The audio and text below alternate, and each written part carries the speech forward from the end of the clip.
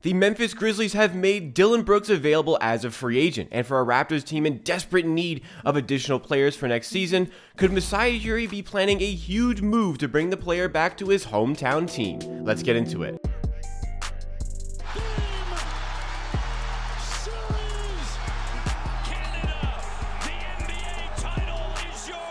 This is Amateur Hour Sports, the YouTube channel dedicated to Toronto Raptors YouTube content in videos, live streams, and shorts. If you like what you see from today's video, you want to support the channel, make sure to hit that like button and consider subscribing for more Raptors content like this all throughout the offseason. Took a brief hiatus from YouTube content as I was moving into my new apartment. This is the new setup. It's going to have some additional stuff coming in the very near future, but we're working with what we got for now. We got to talk about this. The Memphis Grizzlies have made it known to everybody through a tweet from Shams Charania that they will not be bringing Dillon Brooks back to their team as he hits free agency, and I really love the way they worded this here, under any circumstances. Well, it's a really harsh wording choice here from Shams Charania.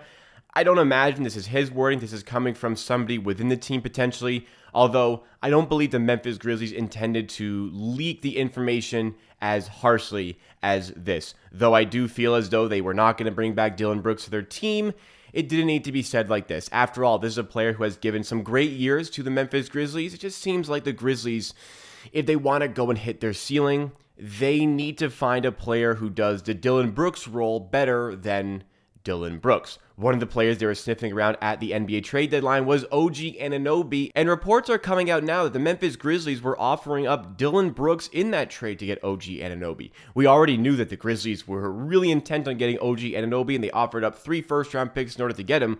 What we didn't know is that potentially Dillon Brooks was on the table as well. And as the player hits free agency, he's going to be looking for a new team. The Toronto Raptors could be looking to bring in a player just like him to help out their team. So let's figure out exactly what kind of a player Dillon Brooks is. Obviously, he kind of brings his own criticism towards him with the way he talks, the way he speaks, the way he conducts himself in media, the way he conducts himself to his opponents. He has given himself a bad reputation, and he's the only person that can be blamed for this reputation that he has. He is the one causing all this trouble. He is the one saying all these things to the media. So whenever he's upset about how he's portrayed online, well, you're going to have to look yourself in the mirror. However, can he help your team win basketball games? 100%, absolutely. He's one of the most joked about players in the league for very good reason, but at the end of the day, he is a borderline elite defender. He is a great defender in the NBA. He's a pest, and it's just not somebody that you want to be consistently going up against from a defensive standpoint. Now, obviously, with that defense comes all the extra baggage along with it, the trash talking, him making enemies across the entire NBA, kind of throwing fuel in the fire for opposition players, like poking the bear with LeBron James. Was that necessary? Absolutely not. What you would really want out of him is just to silently go about his business, do the work on the court, play that excellent defense, and be a key role player of the team.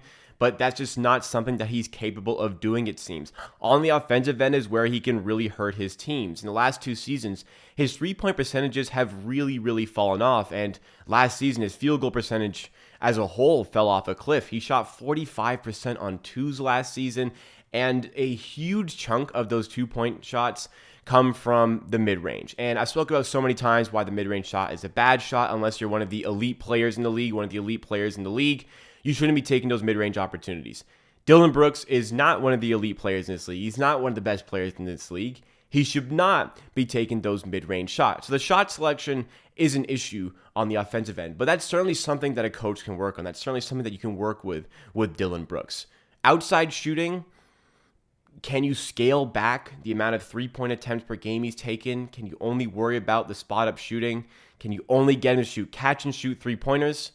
If you did, you have a wonderful player, an excellent defender, somebody who is capable of shooting the 3-point ball. He can hit it at an effective rate on the catch and shoot, but that's just the thing. Dillon Brooks can be a super effective player in the National Basketball Association. He just doesn't want to be that effective player. He wants to be more. He wants to take on more, despite the fact that he was one of his team's leaders in field goal attempts in the playoffs. Despite the fact that the last 2 seasons, he has hampered his team in the playoffs with his shot selection, with the amount of shots that he's taking, and the inefficiency of those shots that he is taking. If he wants to focus on what makes him a good player, the 3-and-D approach, playing that borderline elite level defense paired with the catch and shoot offense, the spot up shooting offense, that can help. Every single team in the NBA can benefit from that. But that's just the thing with Dillon Brooks. He doesn't want to be that. He wants to do more. And when he's doing more, he's doing less. Dillon Brooks is similar to OG Anunoby in terms of his role. OG Anunoby is far superior in terms of talent level, but for Dillon Brooks, less is more on the court, and especially less is more when it comes to media. The amount of trash that he was talking over the course of the Lakers series, but when he gets shown up on the court, he refuses to show up to his media availability. That's soft. That's extremely soft to do. You got to be able to take it as well as you can dish it. If you're going to dish it, you got to be able to take it back as well. He was not willing to do that. That shows somebody who was a little bit soft as well. And as a result of all of his media endeavors, because he's a good player. Make no mistake, Dillon Brooks is a good player, but it's the extra baggage that goes along with him for the reasoning behind the Memphis Grizzlies not wanting to bring him back under any circumstances. But what if you got a coach that could really get him to hone in on his craft? What if you could get a coach that could help him tone down the shooting, help him with that shot selection?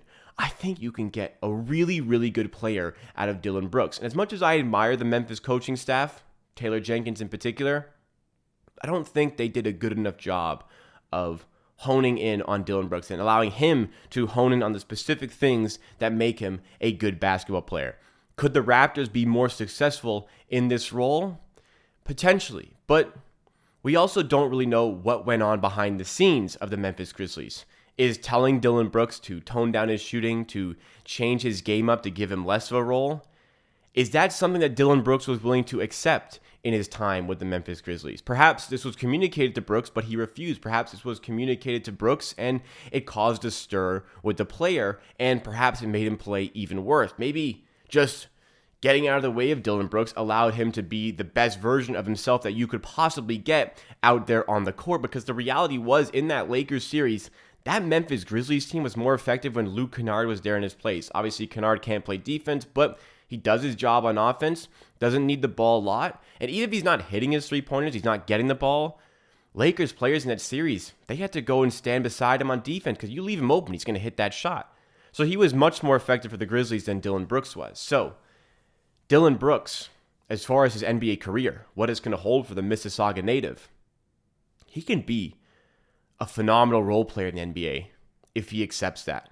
If he wants to be something greater, something more, I struggle to see him having a long and successful future in the NBA. The player is 27 years old, should be right about to hit his prime. This is the contract that is going to take him through his prime, theoretically, that he is going to sign in the offseason. And perhaps the last 2 years, a year ago when he would have been extension eligible, and this summer now where he's a free agent, perhaps the last 2 seasons have been him trying to prove to the league that he can be something more, that he can take on a bigger role, and he can get more money as a result of being somebody who can take on a bigger role. Well, the reality, what he's shown us is, he can be an ideal 4th or 5th man on your offense. It's just he doesn't want to be that. So, from a Raptors perspective, what would it take to actually get Dillon Brooks? Well, we know we have a mess of free agents on our team. We have Siakam and OG Anunoby who are extension eligible. We know Memphis won OG. We know they're willing to shell out 3 first-round picks to get it.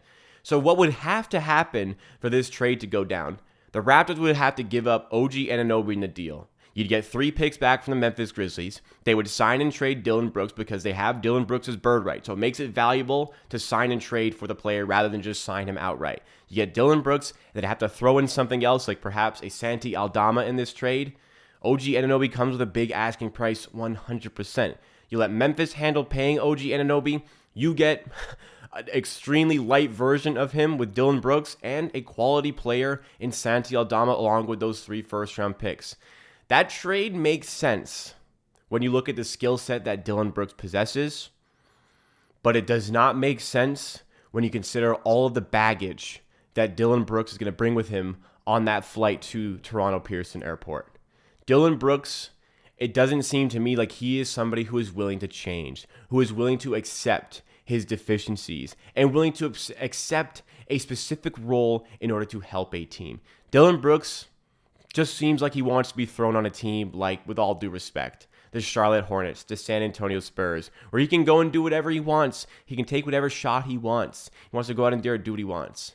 Dillon Brooks, from my perspective, is not a winner. And if you listen to any press conference with Masai Ujiri, how many times has he dropped the word winning, winners, win, all of these terms? Dillon Brooks does not fit that description. And for that reason, despite the bird rights being there, despite the fact that you might be able to get him on a discount for his ability, and despite the fact that you might be able to mold and shape him into a quality role player for your team and maybe get 3 first-round picks in the process of doing that, despite all of those great things, you can't trust him. And for that reason, you should not be looking to give him a contract. You should not be looking to make the big splash on the player. Dillon Brooks, if he changed, somebody's going to give him an opportunity.